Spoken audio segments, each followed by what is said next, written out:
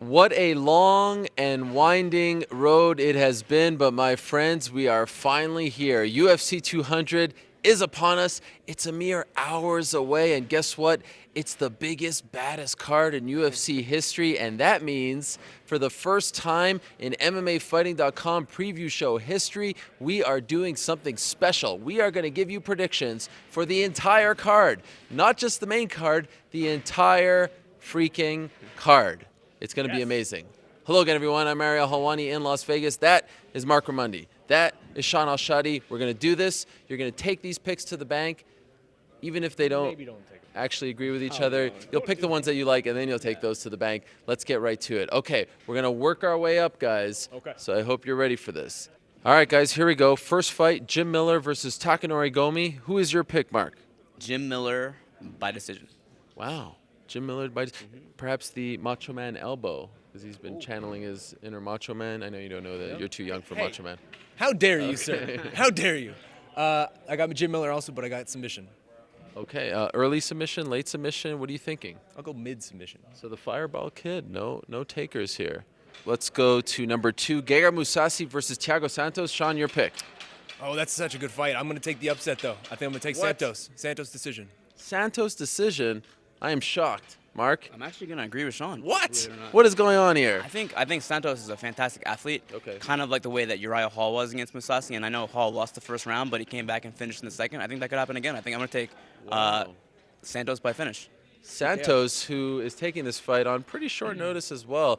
Wow. All right, let's move along now to the featured Fight Pass prelim that pits Diego Sanchez versus Joe Lozon. Shaun, your pick. I'm going Joe Lozon. And it's interesting. This is a fight that could have been made 10 years ago. And it's been now. But I'm going Lozon. And how? I think a win decision. And it's interesting also that Diego has been sort of campaigning for this to be a war. And I feel like Joe might try to flip the script on him and get out of there pretty early. What do you think? Well, I mean, he should, obviously, but I do think it'll be a decision. And I like Diego, actually. I thought he looked pretty good against Jim Miller in his last fight. He won that fight.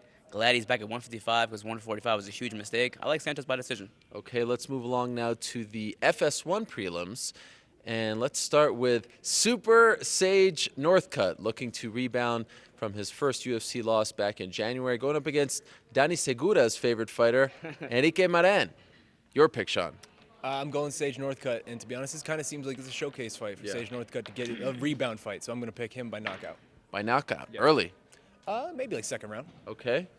Are you going with the underdog Marin? I really wanted to take the upset, but you can't not go with Sage. I think he'll rebound from his last fight and win by submission in the first round. Interesting. Okay, let's move along now to former UFC bantamweight champion TJ Dillashaw going up against the guy who was the last guy to beat him before he lost to Dominic Cruz, Rafael Sunsao.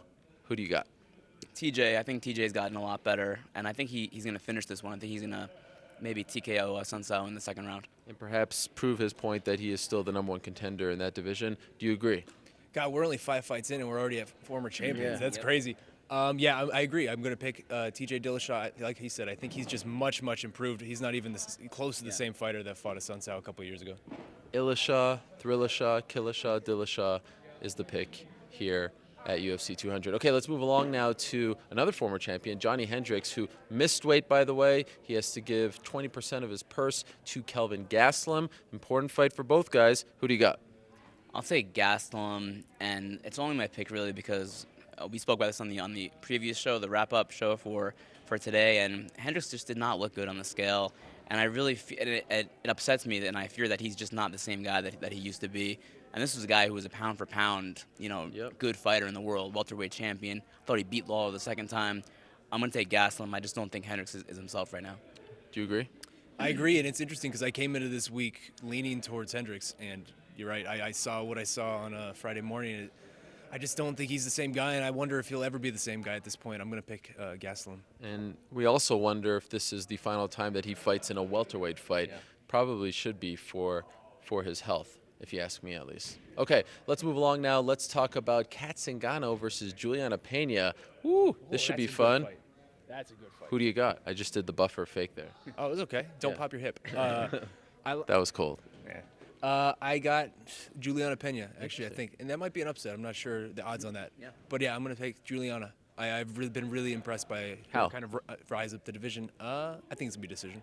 Juliana Pena, who vowed to bench herself if she doesn't get a victory, a title shot after defeating Zingano. Who do you got? I think this is one of the under-the-radar fights on this card, and I think this actually could be fight of the night. I think that both women are incredible and exciting, and I'm going to take Zingano by decision, but I really think it's going to be a back and forth, could go either way type of fight. Okay, let's go now to the pay-per-view main card. Here we go. How about this? Cain Velasquez. Yes, Cain Velasquez is opening the pay-per-view card against Travis Hoppa Brown. Who do you got? I think we're going to see the old Cain Velasquez, the non-Mexico City Cain Velasquez. Yeah, I'm going to go Cain, and I'm going to go that he finishes him. Okay, early? Ground and pound? I'm going to go like third round. Okay, very interesting. Do you think Cain is victorious on Saturday? I'm going to go with the upset. Wow. I like Travis Brown to win this fight. I do. I think he is in a really good place right now. I'm not sure if Velasquez is the same guy that he was. Wow. Maybe it wasn't just the elevation in Mexico City. Maybe he really is not the same Cain that we knew. He's had a lot of injuries. His body has broken down a lot of times on him. And Brown's a very athletic and has skill as well standing up. I think he's going to win by decision. And let's not forget, Cain Velasquez also coming off back surgery not that long ago. So to your point, maybe the injuries are catching up to the former UFC heavyweight champion. Okay, now we move along to the second fight on the pay-per-view card. Frankie Edgar versus Jose Aldo, a fight that was once a main event. Now it's the second fight on the pay-per-view, and that, of course, is for the UFC interim featherweight champion. Although if you ask Frankie's coach, Marc Henry, it's for the Real Fighters Championship, and that's, in his opinion, the real featherweight championship, I should say. Who do you got? Man, I have gone back and forth on this pick since it was announced. I think to me this is the closest pick on the entire card. I'm going with Jose Aldo. I feel like I'm going with Jose Aldo. People have forgotten how good this guy was. I mean, it was only 6 months ago that we were talking about this guy as an all-time great, the greatest featherweight ever, and he gets knocked out in 13 seconds now. Everyone forgets about it. I think he comes back. I think he's determined to get another fight with Conor. I'm going to pick him. Finish? Decision. Dare I say, y'all must have forgot. Marc, your pick. I actually agree with Shaun 100%. Wow. I think Aldo.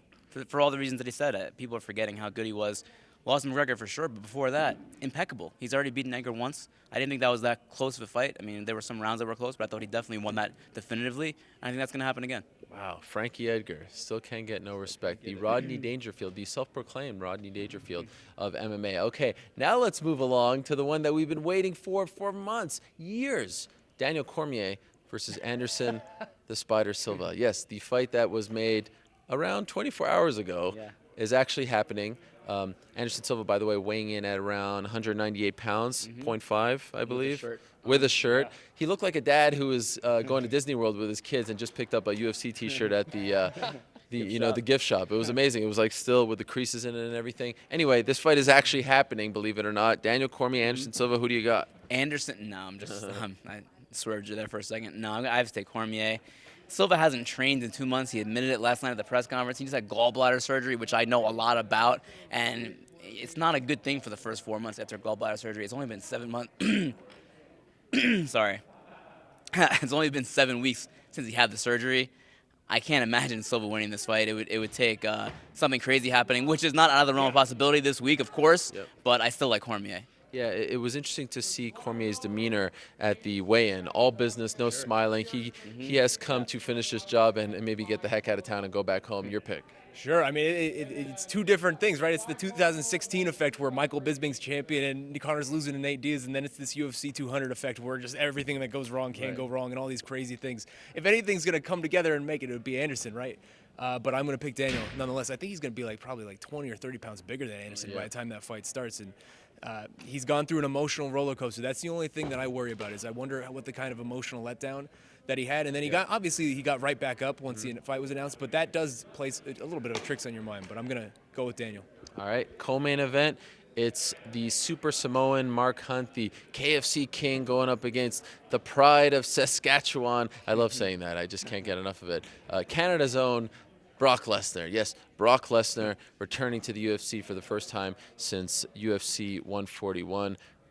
Who saw this coming? But anyway, it's happening. It's UFC 200. We're getting crazy. Who do you got? So many question marks around Brock, and that's why I can't really pick him because he hasn't fought since 2011. Last time we saw him, he really didn't look all that great, especially standing up.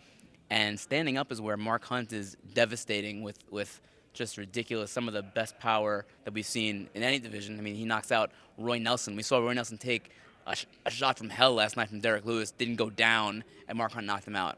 I'm going to take Marc Hunt by knockout. But what about the 3,000 rounds of sparring? Anyway, let's move along. Who do you got? Yeah, I mean, Brock Lesnar, what's the knock on him historically is that he's not a guy that doesn't like to get hit. If you're a guy that doesn't like to get hit, Marc Hunt is not the fight for you. The thing I wonder that's interesting to me is because we saw Brock at the weigh-ins on Friday, and to be honest, he looked superhuman. Can you just talk about the pec movement? He looked superhuman out there. It was utterly ridiculous. And that leads me to wonder, he looks like he's in pro wrestling shape. When he was UFC heavyweight champion, he did not look like that. It was not that type of like ultra defined look. And those are beach muscles. Those kind of things you can get gassed very, very quickly. And I wonder if he's ready for an actual fight as opposed to, WWE. I'm going with Marc Hunt, and I'm going with the knockout. Wow. Okay. And finally, the main event, it's Miesha Tate defending her UFC women's bantamweight title against Amanda Nunes. A very important fight. Obviously, it's the one that's closing out the show. We didn't expect it, but it's happening. Miesha Tate, who made it at the buzzer as far as the weigh-ins are concerned. Will she successfully defend that belt? It is worth noting that even though she almost missed the weigh-in window, she didn't almost miss weight. I think she actually looked normal. She didn't look bad. Didn't need the towels, though. Did need the towels, but she did not look as bad as Johnny Hendricks or Diego Sanchez did. I thought she was fine. She was a half-pound underweight, under 135. I'm taking Miesha Tate. I think that it'll go to decision. I think, kind of like everyone is saying, Nunes is very, very dangerous in the first few minutes of the fight. I think Tate could be in trouble in those first few minutes, but as the fight goes on, that's Miesha Tate territory. As the fight goes on, as it wears on, Tate always finds a way to win, always finds a way to take over. That'll happen again. I agree 100%. I think Tate finds herself in trouble early, and I think she kind of weathers the storm. She has an incredible chin. She has an incredible will. I think she'll slowly break down Nunes, and she'll submit her. And will we see Ronda Rousey, who, of course, may be here to support her boyfriend, Travis Brown? Is that the reason why they put Miesha Tate in the main event? Is that the reason why it's going to close out the show? We'll find out. A wise man once said the best laid plans of mice and men often go awry. That could be a good way to sum up UFC 200, but we are here. We made it, and it's a pretty damn good card. It's not the one that we thought was going to come together. Last year when they first announced this card, we were dreaming of Ronda Rousey and Conor McGregor and perhaps the return of GSP. No, none of those fighters are competing on Saturday night, but we're still getting Brock Lesnar and Marc Hunt and Frankie Edgar and Jose Aldo, Daniel Cormier and Anderson Silva. It has been, without a doubt, the most surreal and newsworthy and dizzying fight week of all our careers, but we made it. We're excited about it, and we thank you for watching our coverage up until this point of UFC 200 Fight Week. Do not go anywhere. We will have our usual amazing fight night coverage for you. One-stop shop, MMAfighting.com, UFC 200. It's going to be historic. I can guarantee that. Don't go anywhere. We'll see you Saturday night after all the action. Enjoy the fights.